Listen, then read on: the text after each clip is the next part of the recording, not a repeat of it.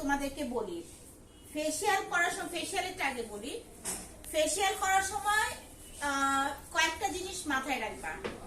প্রথম হলো প্রোডাক্ট।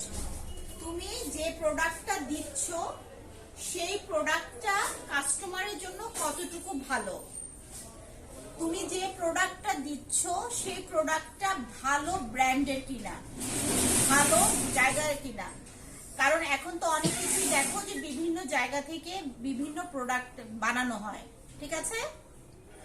এবং তুমি তোমার ব্যবসার ক্ষেত্রে কতটুকু অনেস্ট আছো, মানে অনেস্টিটা মেইনটেইন করতে পারছো, কতটুকু সৎ আছো। যেমন 18 বছরের নিচে ফেসিয়ালের ক্লাস যেহেতু কি শুনতেছো তুমি?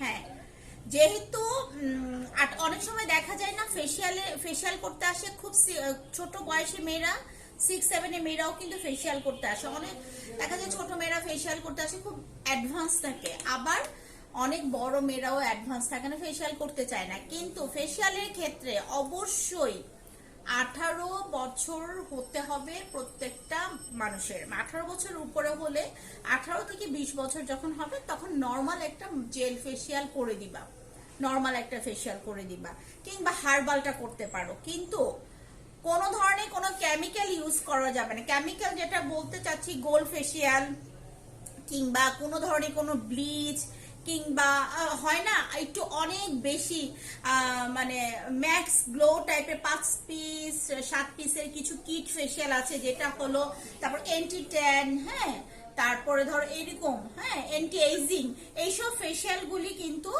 18 থেকে 20 বছর যাদের, তাদের এগুলি করা যাবে না। এবং একটা জিনিস মনে রাখবা, যে কেউ যদি স্কুলের মেয়েরা, কলেজের মেয়েরা যদি তোমাদের কাছে আসে ফেসিয়াল করতে, টাকার জন্য তাদেরকে ফেসিয়ালটা করাবা না, বলবে যে না এত ছোট বয়সে আমি করাবো না, মানে করবো না।